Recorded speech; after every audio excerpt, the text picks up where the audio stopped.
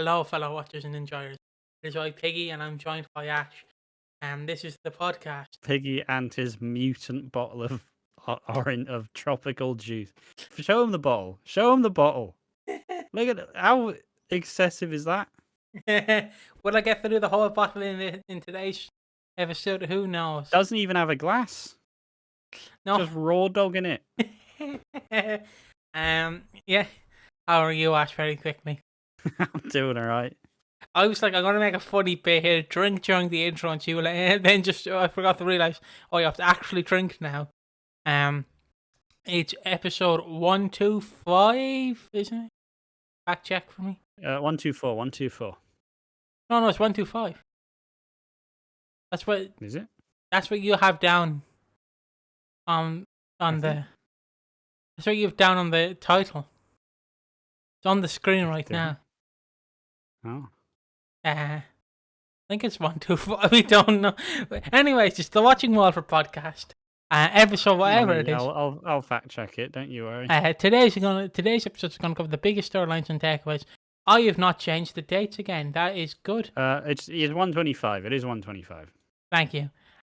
This is gonna cover today's episodes from the 19th all the way to the 22nd of 2025. It's week 21. In case people are slightly questionable, we have recorded a bunch of content today as well. So it's not just the one and done podcast. So that explains the tardiness. Yes. So yeah, it's gonna. I did do 125. Yeah, I'm safe. Yeah, that's why I was telling you that, bruv.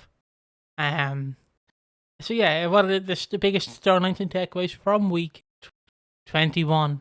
Well, we have an introduction, which we're doing right now. We have Stacey spirals. I just titled this one. Ash can change the title in the upload of this. The next topic will be Lauren and Big Jim. Big Jim. He's Big Jim, big blind. Then we have the awards. Good lord.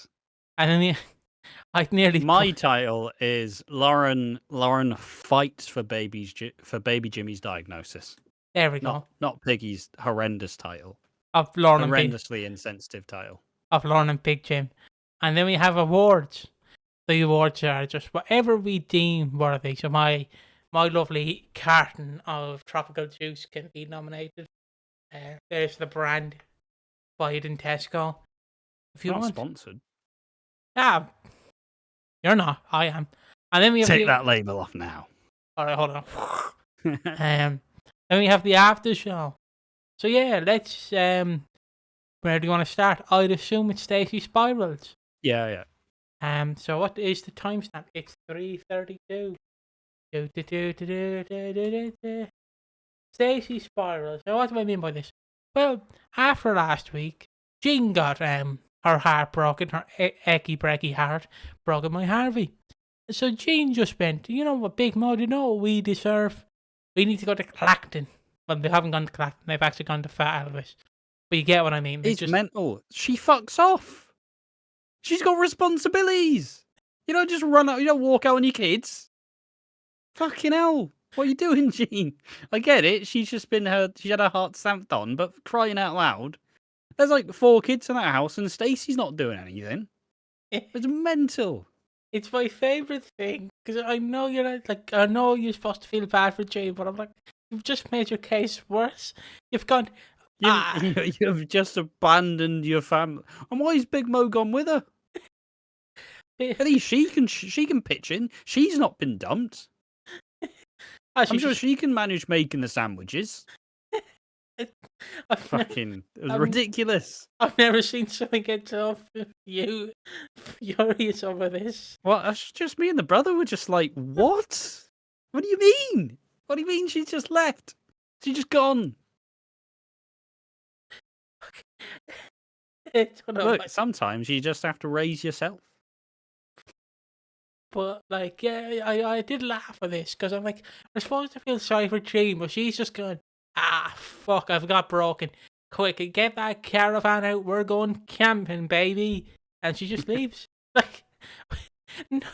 No. Ridiculous. Absolutely ridiculous. So this leaves Lily, who is by this time, I think 15. 14, 15. Yeah. And Freddie, who's 21, 22, to like look after the He's house. practically 10 years old, let's be honest. Unless he's on Strictly, which is phenomenal. But yeah, this just leaves them to actually like take over the house. And Lily doesn't want anyone involved because she's afraid that Charlie, her child, will get taken away from her, I believe. But she just doesn't. Yeah, because Stacey's the legal guardian. Yes. And like she's like, I can do everything. And then like she slips up and Freddy's like, fuck this. I'm getting cats later. They go get Cat and then Cat's like, it's alright, Lily. It's alright. Everything's alright, Lily. Don't you worry. And then Lily just goes, get out. And Cat's like, what do you mean? Yep. Get out. Leave now. Nobody can know about this. Yeah, and then she sits in the sitting room, and then Lily goes upstairs. Baby Charlie has afternoon and Jeff Hardy. You know, she's afternoon the Swanton bomb off the bed. She's hurt her little leg, and basically she goes downstairs. Lily's like, Charlie broke her leg or something. She sprained her ankle, and Kat's like, we'll go to hospital. So now, not only has she abandoned her family, she's left them, gone to the hospital, and you know who has to come in and subsidise for these kids? Even Suki. I also like how as well, like Lily made to raise kids. Like, Stacey took on baby Charlie. Also, what's Ricky doing? Ricky Jr.'s done nothing. He's not doing anything. He's not paid. He's not lifted a fucking finger. He's busy 360 no scoping on Fortnite. Like, what's he doing? Him with his fucking broccoli haircut. Dude, Get your grafting boots on. Start raising your kid. Sorry. Jack's not involved either. What's Jack doing? That's your granddaughter. Get the grafting boots on. Pull your big boy pants up. Sort it out. See, I don't know whether it's an actual like error that they just completely forgot about them, like a continuity error. But it is funny. I mean, Jack and Denise have been missing since the 40th anniversary, so he's had like one scene of them ever since. Jack only showed up. Oh no, Jack did. He did play a part in the search, but like I love how like I just love how fucked up this. It's ridiculous. Like I get Lily can technically look after herself. She's 14, 15. It's still bad. Yes, I know you're not supposed to leave your child in the house alone until they're like 15, 16. But it's the fact that you have Hope and Arthur who are like 5 and 6. It's what's funnier to me. And basically, she tries to convince Stacey to come out of her room, and all it reminded me of was Frozen when Elsa's, I think it's Elsa, is banging on the door for the other lady. Like, do you want to build a snowman? And it's like, no, get away. That's all I can think of, because Stacey's just in the bed, and he's like, Mom, help. You want to come out now? No. There's no response. Just silent seething. The only thing Get away from me. The only thing I could think of when you say come out was the fact that South Park wanted to actually make like an episode where they go through Tom Cruise's gay allegations that he's a homosexual. But obviously they're like, Tom Cruise will sue you, so they obviously did the Scientology episode. Guess you don't know what the gay allegations are.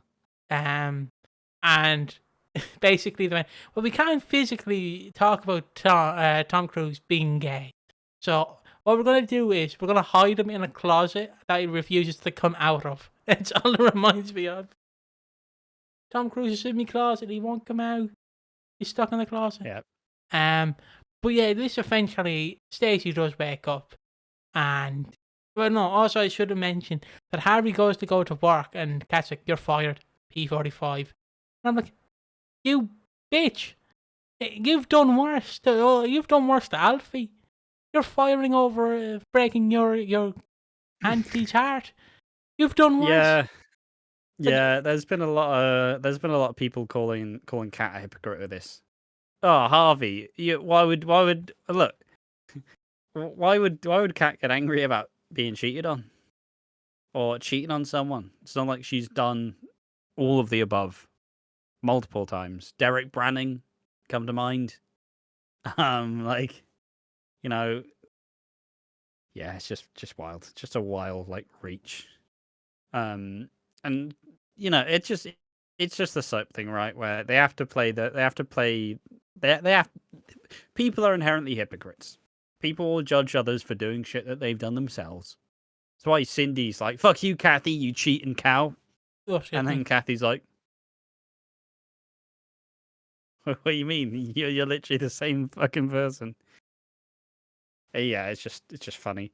Seen a lot of people disliking Kat with this, but yeah, they do genuinely start to rally around. Sookie and Eve come in, Alfie and Kat, they all start to mush in and start actually trying to piece it together. They don't really seem like they're doing much to help. I can't lie. Like, they're not really doing much of a good job of it. It's Lily's still struggling with it, and she's still bunking off of school. But yeah, she doesn't want. She realizes that Stacey's in a pretty bad place, and she doesn't want Stacey to get sectioned because obviously she remembered when Jean got sectioned. She doesn't want it to happen to them, so she's still just really ruining herself and like stepping up dramatically. And it's it's an interesting bit because we do start to get to see more of the like kind of adult side of Lily Slater as such, where she is actually taking on the responsibility and she is actually taking care of her family. And it's a cool step up. And I've seen a lot of people actually start to come around on Lila Turner as her role in because she's genuinely talented and is really pulling off all this stuff. In the end, though, they all sit Stacey down for it's not an intervention. It's a friendly chat saying we're worried about you. They basically go, look, Stacey, the kids, you gotta be here for the kids. Jean left, and she's like, yeah, I know, I told her to go. Yeah, but Stacey, you have to step up now. You have to do it. Ah. She fucks off back home. She does not listen. She says, oh, yeah, I'll do better. Blah, blah, blah. Fuck off. She flees. I think she goes to the laundrette or something. No, she I don't remember why. She goes back upstairs. Goes back to bed. In the following episode, on Thursday, she comes out of the room. She just sneaks out, grabs her coat, grabs her old boots, goes out, sees Lauren, which I will talk about when we get to Lauren, so just gonna ignore that for now. Then she goes to the laundrette to speak to Kat, and it's like, Kat, come around for tea. I'm making. This is at like midnight. This is at like midnight as well. Like it's late. Probably, and Kat's like, oh, I've got work to do. And she's like, no, I'm gonna make fish fingers and go to the minimart and get stuff. Whoa! And I'm like, okay. So she goes to the minimart, she gets fish fingers. I don't know the other stuff she put with it, and then she also gets a load of ice cream. And she goes back. The fish fingers are more burnt than me granddad, apparently. So he was quite burnt. He wasn't like just burnt. He was crispy burnt. You could smell the bacon off him. And like, and I completely flustered myself saying that. And she just is like, she's happy, and then she's like, "Where's my phone, Freddie?" I mean, at this point in time, you can tell that something's clearly not well. So, like, this isn't Stacey acting as she normally would. Kat kind of asks her if she's off her meds. She says, "None of your business." Well, it's like asking someone if they're sober or not. And if you're asking someone if you're sober, they're probably not sober. Like, is this the joke? But yeah, Freddie says, oh, yeah, she's like, where's the phone? And then Freddie's like, oh, put it in the wash. Whoops. Whoops. And then Stacey's like, what the fuck? My phone. I have a phone in there. I need that fucking phone. And it causes a bit of drama. Everybody's kind of not sure why. It turns out Arthur has the phone, and Arthur's been like watching it and seeing all the messages, and like turns out that Stacey has been sending Martin voice notes, and this has made Arthur believe that Martin isn't dead, which is good Christ.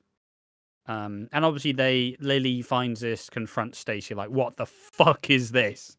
Why the fuck are you doing this? You have to step up for your kids. You have to step up for family. Why am I being the parent here? You have to step up. You have to be a mum. Let me be the kid.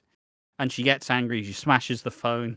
Fucking Stacey throws her on the floor. Lily's furious, and like the phone is kind of dead. And it dawns on Stacey to kind of go, huh. And especially with the conversation with Lauren, where Lauren's kind of about how she opens up about baby Jimmy and how stuff's changed, but she has to step up for the kid now. And that kind of gives Stacey a bit of a boost. And at this point in time, Stacey kind of goes back to the room, starts to realize, and then does go, okay, it's time to step up for my kids. This while Lily decides I should go and see Ryan. And, basically says, Stacey, look, get better. I'm leaving. I'll be back when you're better. But like for now, I need to leave. And so Lily leaves, and then Stacey sits down. Hope and Arthur, and is there another one? Is there another kid? I was only hoping Arthur. They sits them down, and then says, look, this was Martin. He is dead, but here's this box, like a little memory box. Let's say goodbye. And they start to say goodbye to Martin, and now they start to move on. But this also set the stage for multiple exits. I don't think it's probably not. It's almost definitely not Stacey's permanent exit. I imagine she will be back. But it's a temporary exit for Lily, who's the actress is probably doing her exams. Like, but yeah, honestly, Lily did a really good job of this. Once again, it's always an interesting thing when you tell a story of a teenager having to step up and like be the adult, because it's a very interesting situation to be in, and it's always a good way to kind of communicate that yes, they are actually self-aware and they actually know like what's important, what's not. It's always a good thing to show, and Lily did a really good job of that, so it was really good stuff. Also, it's gonna be nice that we get other Martin stuff for now. Like, I was never a bit. I loved Martin whilst he was alive, but the second he died, I was immediately like, I was putting his stuff in the bin. Well, see ya. So if we can finally move on from Martin, that would be lovely. What do you think about this stuff? My immediate first thought with the phone was, God, imagine Arthur uncovered Stacey was sending dirty messages to Martin. I'd be like, that would be very weird. I did get a little bit worried. Ooh. I'm gonna bloody pillmanize you later on, Martin. Oh. It's like, Jesus Christ, Stacey. Jesus. But like, it's fun. It's funny seeing Lily step up and Kat being like, "Yeah, Harvey, you're a mean one. Why would you cheat on someone?" Ew, and it's like, okay. Like nobody on the square can actually be up to you about this. And then it just Alfie being there like, "Oh, you're right, Arthur. Yeah, let's go, Arthur." He's just there to be a happy-go-lucky fella, and it's literally what Alfie does, and that's it. We'll get to who my favorite character of the week is though, and next up is it's just like the fact that Jean left to go on a holiday with Big Mo, which Lily leaves to go to hospital, which leaves to Eve and Suki to look after the kids. It took none of the Slaters looked after the kids. They all left. They all went to Dubai. Yep. Like, what the hell's going on here? Obviously, they will probably come back if I had to guess. And then when Stacey does permanently leave, they'll be like, here's Stacey's theme, or Julia's theme, because she is, whether you like to admit it or not. She will get a big exit, for sure. She will get Julia's theme, you know. Is it now time for Lauren and Big Jim? Yep. Well, you've reached this point in the video. I'm going to wait till it turns 20 minutes so I can be lazy. You've reached the time in this video. It's now time for Big Jim and Lauren. Just give me 5 more seconds. 3, 2, 1. Lauren and Big Jim. What is going on with them? Well, wouldn't you know it? He's really suffering. His old Jim. He's been struggling to. How can I say this in a YouTuber friendly way? He's been struggling to suck on the. He's been struggling to feed. Thank She you. doesn't know how to latch on. Thank you. Are you breastfed? Well, it's just generally the whole problem is no. I was on some weird messed up milk, so I don't think I was allergic, but I threw up normal milk. I Ah, was a fat kid because I was on this like weird like milk that I needed, but yeah, I threw up normal milk, so I was a chunky boy. And then I was skinny as fuck for the bulk of my life, and now I'm me, and now I'm a bit chubby. Um, but where's this going though? Yeah, so obviously in Jimmy's birth, Lauren has felt really kind of put out. She doesn't really know how to feel about it. She feels like there's something wrong. And the most annoying bit, and obviously it's all for story related stuff, but good Christ, the Beals are they're such a unsupportive, shitty family. It's unreal. Like, Lauren's struggling because she's just given birth to the baby and thinks something's wrong. Peter gets the idea in his head that she's relapsed immediately. Cindy immediately says, "Oh, well, I knew she was never good enough for her. She's a car crash." Even Kathy's like, "Oh, well, postpartum depression, all that, you know." And Ian is, oh, good Christ! Like, everyone just goes, "Oh, well, buddy Lauren's on the fucking pills again." It's like, well, but she clearly knows that something is wrong because, you don't really shade mother's instincts. They're the one who's usually spending most time with a kid. So, like, for the most part, you probably trust that maybe something is wrong. But like, they see a visitor who cleared baby Jimmy to go home, but they said nothing was wrong. And then the person, like the advisor or whatever, I think like social worker, kind of goes, "Oh, hey." She goes, "Oh, I think there's a problem with his eyes," and then she goes, "Ah, check them, it's fine."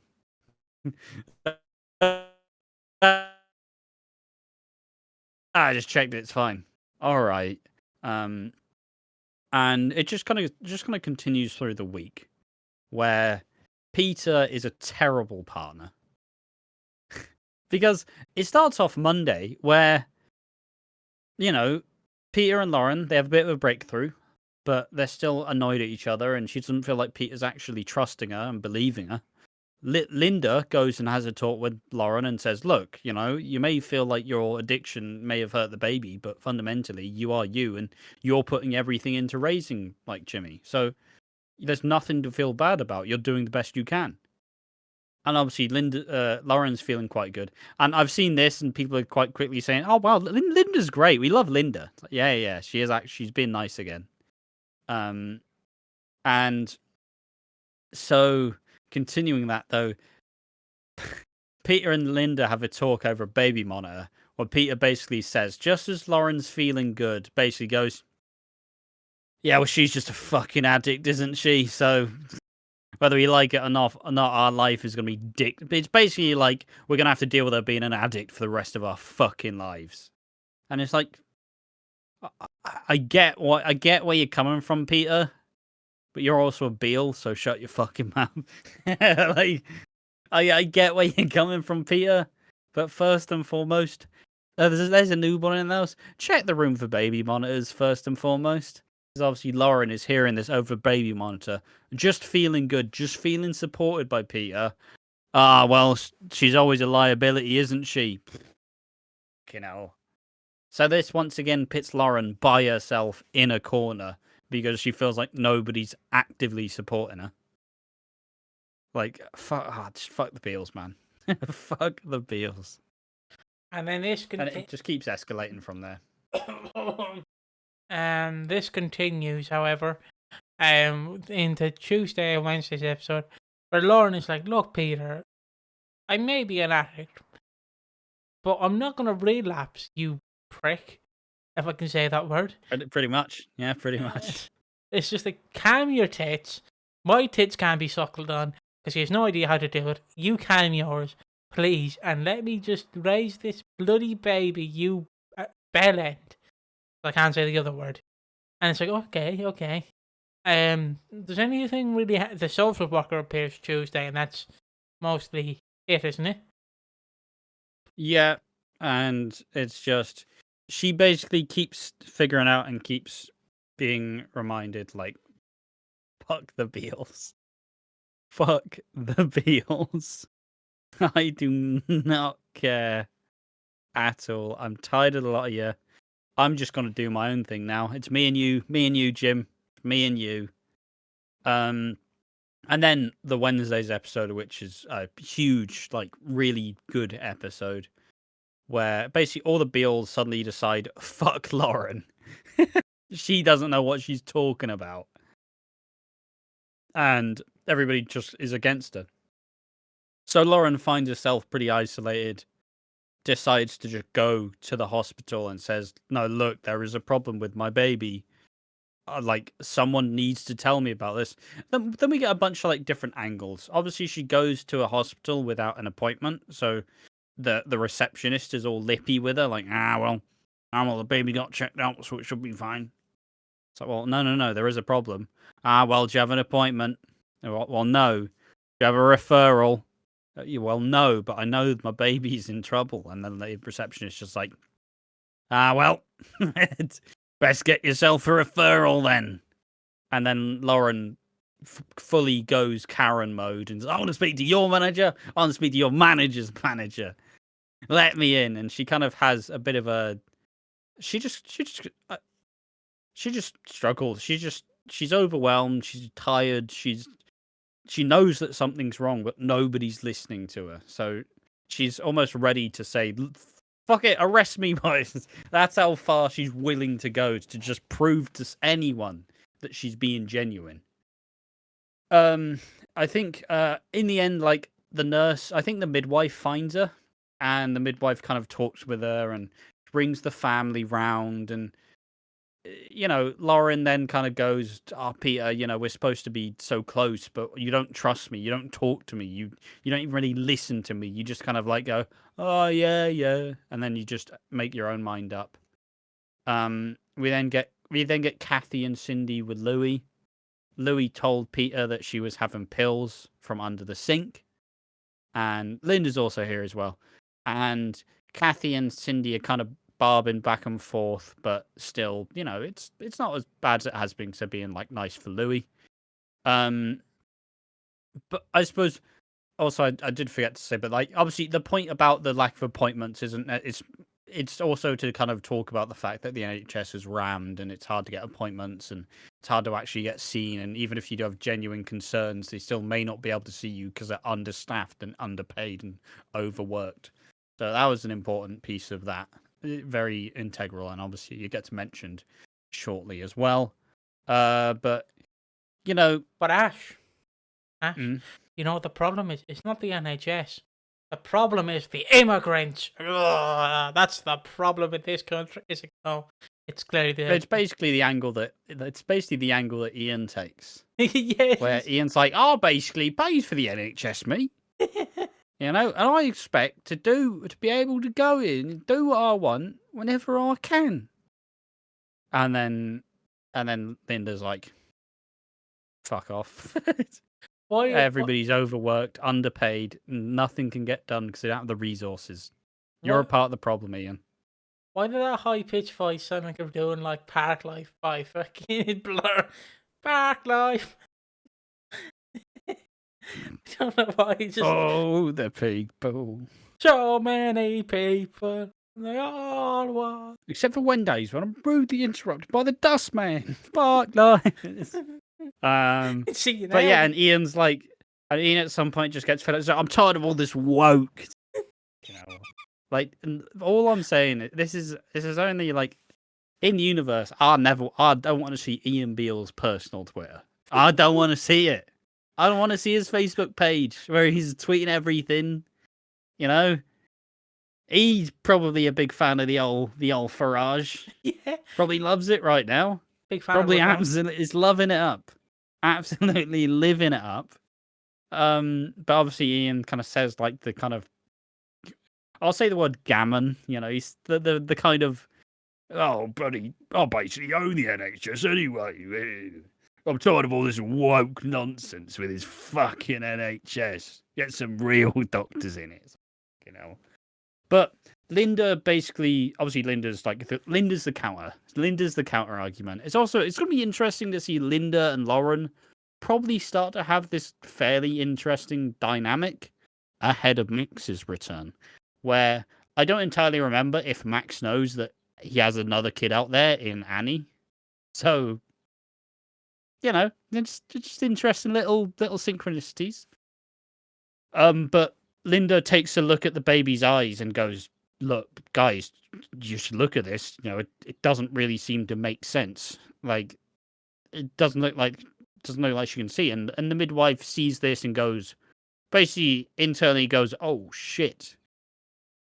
And they go through, they get the baby checked, and the baby, I don't remember the medical jargon, but it's basically baby Jimmy is diagnosed with a severe cognitive impairment, which means I think it's the whole thing that the back of his eyes haven't properly formed properly.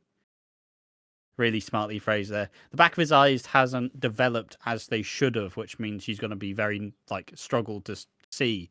And basically, Lauren just kind of goes, "What? So he's blind then?" And it's like, yeah, he will have a severe impairment and won't really be able to see. And you know, seeing this, how does everybody react? Peter fucks off. He leaves. That's your kid. It's your kid and your wife. Well, fiance. You know Come on, Peter. You know what my favourite reaction is?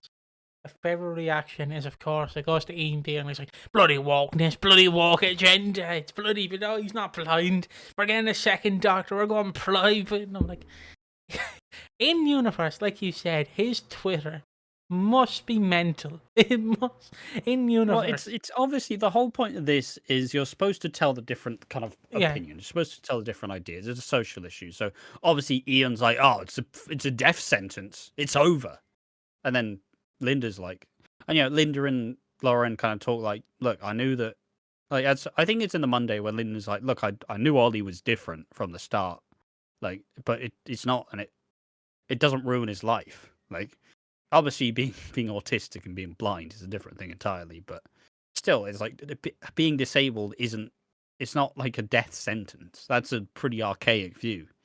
People can still live pretty happy lives even with disabilities." So Ian's obviously like, "Oh, I want a second opinion, blah, blah, blah." Peter decides to leave, once again, leaving Lauren by herself, leaving baby Jimmy once again, because he can't deal with it. Fucking Peter, man. Ridiculous, spineless, coward. Fucking Peter. Ridiculous. Hate him. Honestly, Cindy and Kathy actually have quite a touching moment where Kathy cries. Cindy actually kind of hugs her a little bit. It's like, the world is healing. Lauren takes it in a stride as such. She kind of struggles to grasp it initially, but then goes, "You know what? I need to be better. I need to be better for baby Jimmy. I need to step up for you." And it's kind of weird because it's all framed. She's in like a disabled toilet, and she's having this monologue with herself, like understanding that now I need to be better for you, because obviously the things that other people may take for granted, baby Jimmy's not really going to have. They will have to accommodate his eyesight. They will have to accommodate and make changes as to how they're going to deal with it and how they're going to kind of help him like learn and read and write and all that sorts of things with this impairment. And it's a really profound kind of thing where it's now just a really important thing where Lauren realizes that now, look, Peter fucked off. The Beals are unsupportive and useless. I've got to do this by myself. And it's really profound, and baby Jimmy latches on, and they kind of reach an understanding. Obviously, I'm sure, basically, the ignorance made this one bit funny, but they do show bits of Jimmy, and I assume that their eyes like kind of flickering about is them like trying to see and kind of struggling to see. But being ignorant, it did look funny. Like It did look funny. You just cut to the baby, and the baby's like, "Ooh!" It just flashes his eyes around all over the place. It's like the famous clip of like the baby on the airplane, and the baby's just like staring at a guy like. I'll have to pull up that lovely clip, But it's but yeah, obviously it's a really profound it's a really profound scene, and then in the end, Lauren kind of starts to realize, hey, this will all be fine. And it develops where he latches on and she genuinely feels pretty content. She feels happy. She knows that as long as she's strong enough, they will get through it. And she'll get through. They'll depend on each other, but they'll get through it together. And then we get the end credits, which is like a humming. And also, the one bit I didn't necessarily like, but you have to have it for the kind of metaphor, is obviously the lights go out, so Lauren's in the dark. Which is, you still have to have, because it's trying to depict what I would imagine baby Jimmy's, like, what his world's going to look like. But it was a bit on the nose. It was a bit on the nose. But fundamentally, it was and yeah, and then the closing credits are like the closing credits are just like, I don't know if it's supposed to be Lauren or just someone humming, but it's just humming in this like kind of harmony, and it's really profound and pretty important, honestly. Like, for an episode and for a thing that it was only announced last week this was going to be a thing. It was a really profound episode. I think it's really important to kind of, first and foremost, whenever they do these social issues, it is important to kind of dissuade from, just like when they did the HIV storyline, where they kind of wanted to reshape public opinion, and in case people are ignorant about these sorts of things, you start to learn more, you start to understand more, you start to have a very open example about what it would be like. And that's why soaps and socialists are pretty important, because a lot of people lived quite sheltered lives. A lot of people don't really interact with, like, I don't think I know anybody who's like, I don't have anybody I know or I'm like acquaintance with who is blind. But seeing it very publicly there in soap is a good way to kind of educate people and allow them to start to understand a perspective that they probably never really thought about. I don't know, it's just, and this episode was great as well. It was really important. I've not mocked Jacqueline Joss as an actress, but I've always kind of slated her by saying, "Oh, Abby was better," which I still agree with.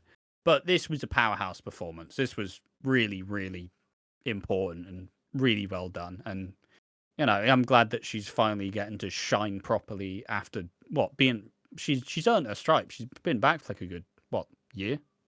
Yeah. Year and a half? Yeah. So yeah, what do you think about this stuff? I liked it. But yeah, the end bit was a bit on the tit, I will say. I'm glad for Baby Jim, Big Jim, as I'm probably gonna refer to him as Big Jim. Big up Big Jim. Shout out my Big Jims. But it's just funny because like we have this slatus where everyone's just abandoning each other, leaving the kids to fight for themselves, and then you have the contrast where it's Linda and it's Lauren just like fighting by herself against the other ones. Just like the Beals are like, nah, you're all right, love.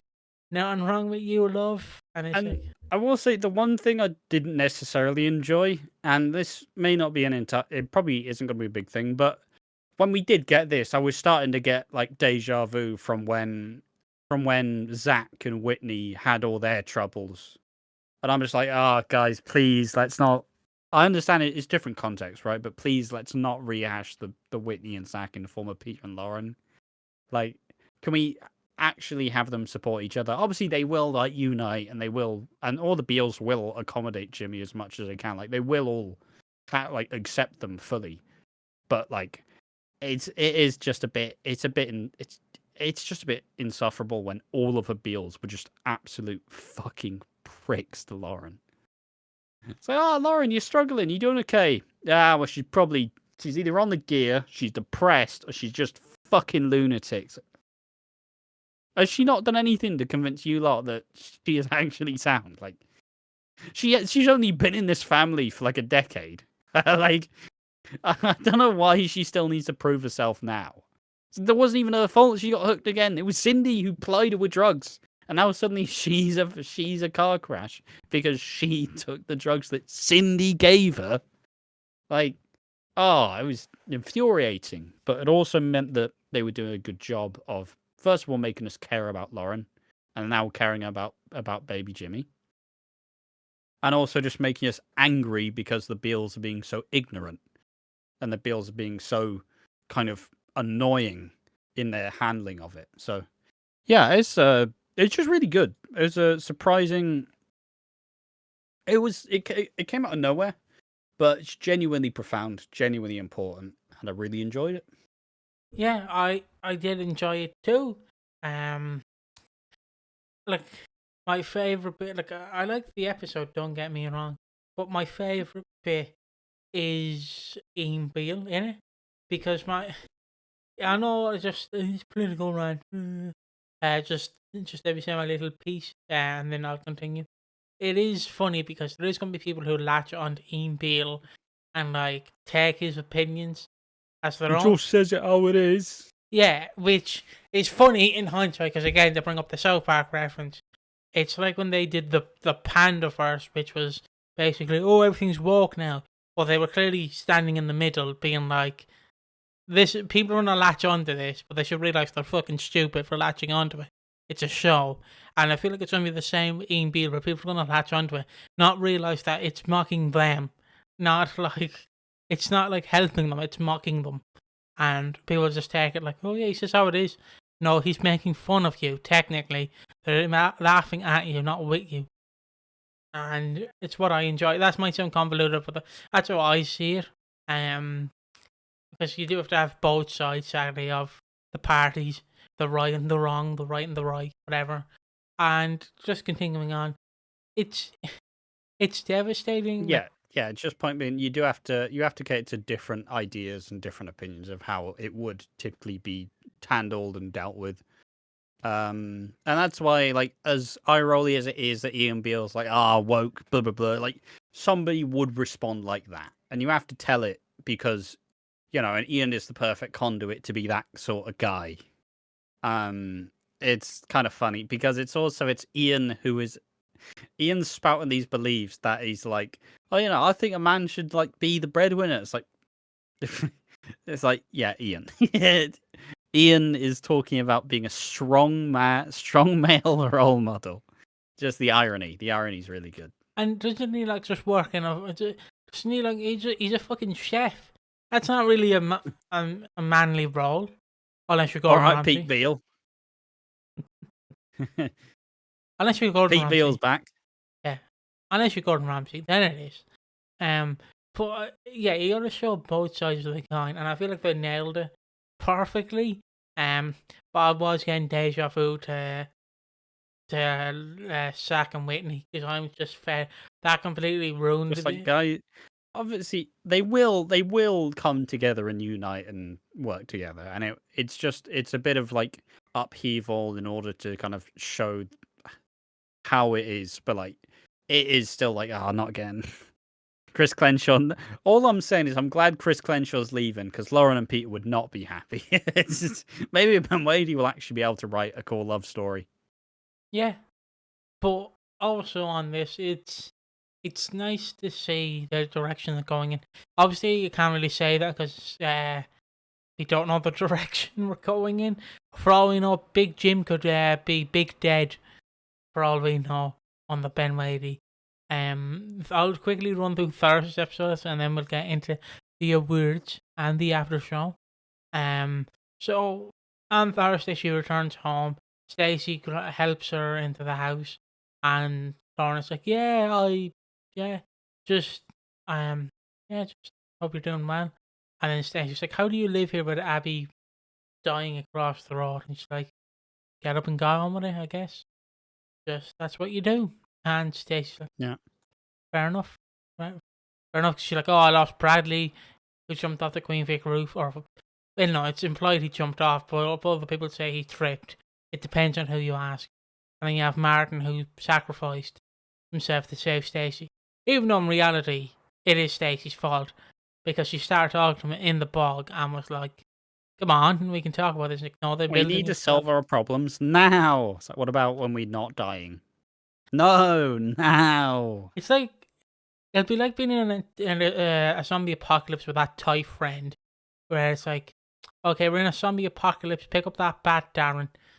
Yeah, well, you owe me 20 quid from last time I picked up a bat, so I need that first, and then we'll get to it. It's like it's a zombie apocalypse here. We're gonna die. And it's like, Pick yeah, up but that fucking bat yeah, and exactly. swing. Yeah, but I need that 20 quid. There's no currency. We're in an apocalypse here. But yeah, it is nice, and yeah, Lauren basically being like, "Look, Stacey, just get up, Some people grieve in different ways. People do grieve in different ways. Some people listen to Nirvana. Some people do a marathon. Some people don't like I the watched shower. Hey Arnold. Yeah, he watched Hey Arnold. That helped. Great show. I watched iCarly and Jerk and Josh, and the less said on that, the better. Only joking, I didn't. I listened to Green Day, and that helped. Nothing sadder than seeing your nanny dead in the bed and fucking "Time of Your Life" by Green Day comes on. Truly a sad end. Like, I just want to explain how depressing that is to someone. Just yep. Yeah, that's the one. That's the song you choose like 20 years on, retelling the story in the moment. Just oh god, Yeah. won't be able to listen to it for a while. It's funny because it's just me sat in the chair just like this. My nanny's just obviously in the bed and then just hearing the song. Yeah, fucking hell, fucking hell. And Yeah. because that was the song I wanted to play because that's how I grieve. And then obviously Wake Me Up When September Ends played. So I'm just sat there crying. And then when the drum bits hit, all you see is just me fucking tears rolling down my face. And then my cousin runs in like he's in a fucking army movie, runs in, grabs me, holds me like I'm about to die, like I'm in saving Private Ryan. Like, you'll be okay. You'll be okay. I'm like, fuck off, leave me alone. I want to grieve. It's like, you'll be fine, Piggy. And I'm like, fuck off.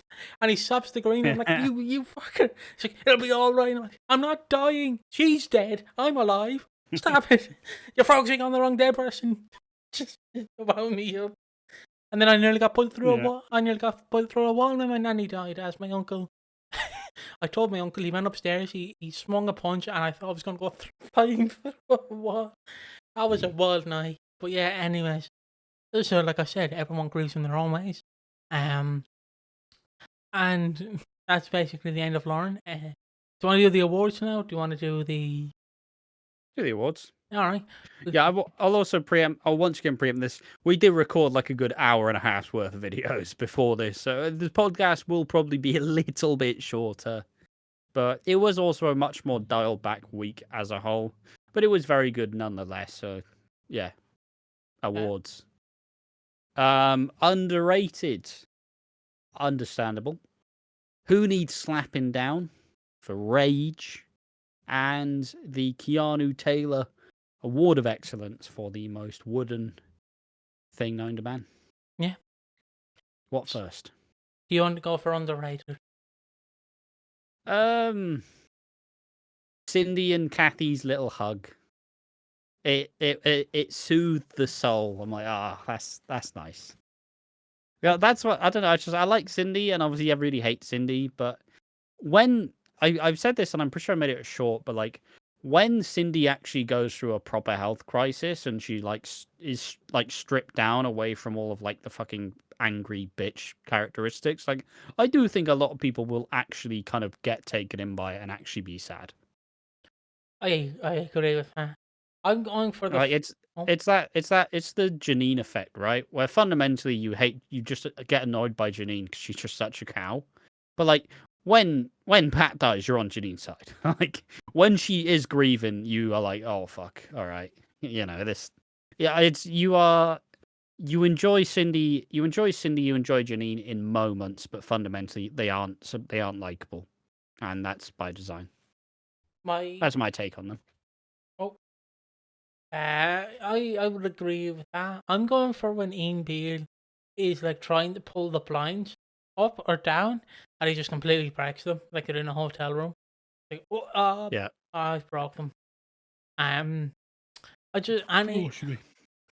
what'd you say? Just it's fine. Oh no, sorry. I thought you said something. I was confused.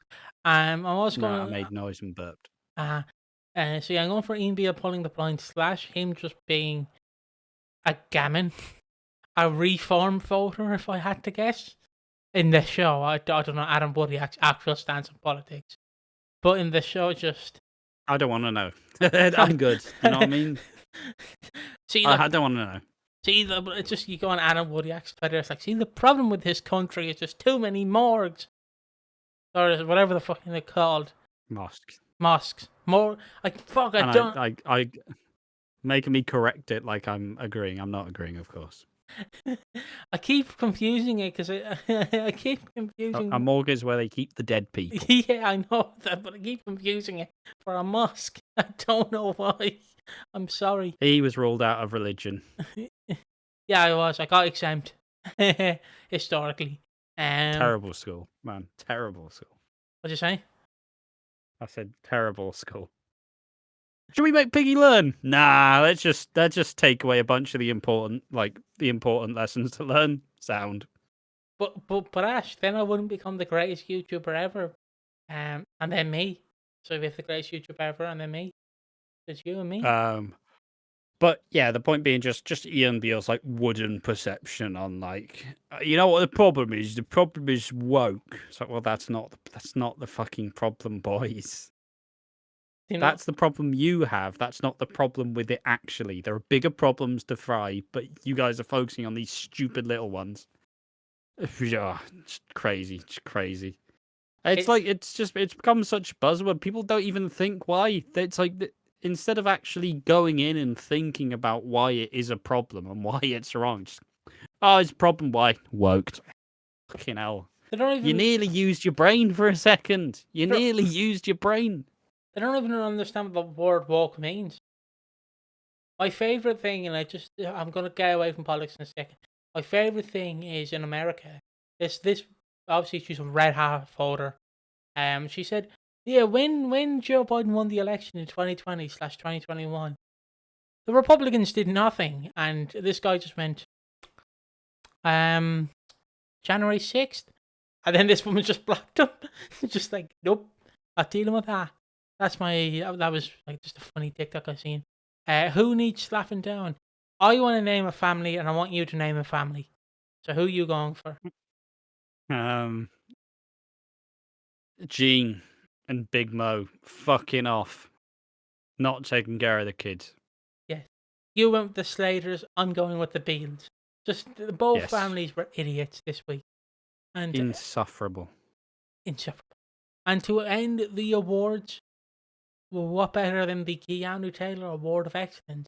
The most wooden. It can be an inanimate object. It can be anything. It can be this microphone. It can be my hair. It can be Ash's hair. It can be my teeth. It can be something in the show. Your big fuck off bottle of orange juice, or tropical juice rather. Excuse me. Hey, look at that. Fucking size of that thing. Look at the size of that fucker. What will I go for? I'm also going for the tropical juice. It's a big carton. Wow. You all right, sheep? Yeah. Sheep? Because all I heard was... You followed my answer. I thought you were calling me a sheep. No. Because all I heard was like you put your head down like this, and all I heard like a sad sheep getting killed. Just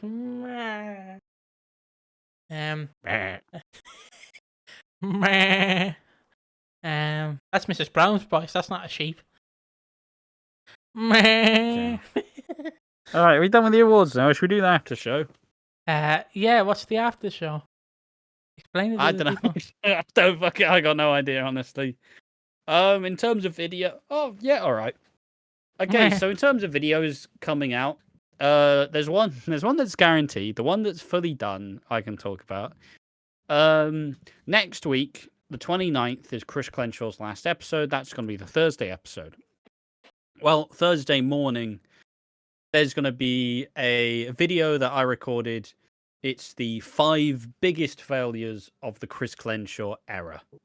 Or it's like the EastEnders golden era. I don't know, something. It's a clickbaity nonsense title, but it's like an hour-long video of me doing a top 5 in more off-the-cuff kind of form, going through what I think were his biggest failures. I think it turned out quite well, and I think it's something I'm probably going to try do a little bit more, because top 5s are kind of fun, but they're not as fun when you have to write a full-blown, like, 20-page script. But, like, a slightly more off-the-cuff, but still, like, noted. You get to talk about it in a more historical context. But, yeah, I think it's a fun time. I always like to do these sorts of things. It was just before the anniversary. I said this will be the golden era that never was, and then the 40th anniversary hit, and obviously somebody went, "Yeah, well, that's fucking aged well." It's like it's just how it is. I'll be the idiot. I'm happy to be the idiot. If they change opinions. But yeah, top 5 biggest failures of the Chris Clenshaw era. This was the video that I said to Piggy, I've got this cool idea, and I read him the script, and then he didn't respond at all. Just yeah, fair enough. And then the night after, he went, "Can I do that script that you started?" No, it's my fucking script. I thought of the idea, but you know, Piggy tentatively has said he's going to do the top 5 best of Chris Clenshaw, but he's run into some troubles getting it recorded. I can probably put it at the end of this if you want me to at the end of the podcast. Probably don't need to show any of it. We can just talk about it. See, I don't know whether to make it a top 5 or just wait till the Chris Clenshaw, like the Thursday episode's done, and then record a video just detailing my favorite bits, because I think I would be better at naming my favorite bits than actually giving a list, because I'm gonna peel back the curtain. I'm fucking struggling to record it. Like going through my favorite bits. I do favorite bits, don't worry. It's just scripting it is harder for me. Like on it, like if I'm doing it for Ash, I could probably script it, but I'm finding it hard. So what I might do is I might make it kind of off the cuff, my favorite bits of the Chris Clenshaw era. It might be 5, it might be 2, it might be 1. Just going through what I liked about the Chris Clenshaw era. That's probably what I would do. Just being like, this is what I enjoyed about the Chris Clenshaw era. Here are all the things I enjoyed, and like just slowly go through it. Like, because I'm struggling to kind of fucking be like, here's all the topics that I need for the top 5. It's not working. But yeah, so that's my plan. Did you say you recorded like 20 minutes and somehow unplugged your fucking microphone? Oh yeah, I recorded 20 minutes, and in the second like part, I was going through all the characters that returned, that left, that rejoined, and I got to Reese, and then I was like, hold on, the OBS stopped picking up my microphone. Unplugged it for about 10 minutes. I'm sat there talking, detailing of these characters, and the fucking thing's not picking up. And I'm like, fuck this, put it down, and stopped recording. And then I got pissed off whenever I hear the idea because I'm an idiot. But I will probably do something along those lines. It might be a bit later, it might not. Just depends, really. Anyways, Ash can cover my ass and fire me if I don't get it done. He said he would anyways. He has the B45 slip right there. Just holding on to it. Another thing that kind of happened to me is I kind of did a bad thing. I did a joke story. What? I did a joke story and I got fucking banned from a server. Yep, so just know, never call your allies out on your fucking story. You will get banned. That's what I wanted to briefly bring up. Hopefully Ash. Fair enough. Hopefully Ash knows what I'm on about. Yeah. Yeah. I don't much on that. I've been pretty chill this week. I've not. See, I was gonna do more on the big scripted video, but I also couldn't be bothered. Like, I recorded the biggest failures of Chris Clenshaw's era on the Tuesday. It's like a solid hour. Like, it probably isn't as good as I thought it went in my head, but in my head I'm like, yeah, it's fucking sick. Fucking nailed that. And I went, my voice is tired. I'm tired. Fuck this. Immediately done less this week. But I'll get back to it soon enough. It's just more of the same, honestly. It's not really too much different. I'm still obsessed with like spooky YouTube videos. It's always it's a blessing and a curse. Because the spooky YouTube people, they know the best way to do YouTube is you make one really nice, well-structured, researched video. You release it once a month. Because it's like a disturbing topic, there's a really big niche for it. And then you do one a month, and when it blows up, you just sell sponsors on it. And then you just make one good video a month. And then you fucking, a year's gone by. Here's 12 videos. We could never. And I just love them. I can't stop. But the main issue is because they've only done like 12 videos. I've run out of all the content. I've ran out of the content immediately. I've watched all the 12 videos so quickly. Annoyingly, someone took a name I thought would have been a name I would have used for a YouTube channel called The Void, but someone took it and they have 107k subs. So, can't really act like that was me. But yeah, more of the same, unfortunately. Just most same. One thing that's kind of funny is obviously when I'm not doing this, I'm also a speed runner and I play Simpsons Hit and Run. But I was watching Coronation Street, and in Coronation Street this week, a guy dies. He's called Craig Tinker. He died in the line of duty. He was a copper. And he died in the Wednesday episode. And I was doing a speed run. I was doing a run of the game, and I was watching the Coronation Street, and he dies. And like I'm trying to play this game as fast as I humanly can with fucking tears pissing down my face. Like, Craig, no, Craig. Why you like this Coronation Street? Why you like this? It's trying to keep my composure, still trying to play the game whilst I'm crying my fucking eyes out. It's been fun though. Ultimately, not too much. It's been a bit too humid for my liking. I'm also slowly acclimatizing to my fucking caveman approach to. I'm not cutting my hair or shaving the shitty facial hair till I finish the video. So get ready for more of this. Yeah, I really don't like the heat. I'm already fat and I already sweat, but with the heat, I sweat even worse, and I fucking hate it. The thing that actually gonna say just lose weight. Like I said, I can't lose the weight. The weight likes me. But yeah, my excuse for my shitty facial hair is nothing.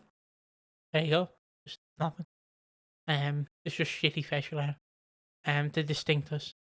So I don't have anything else to really say.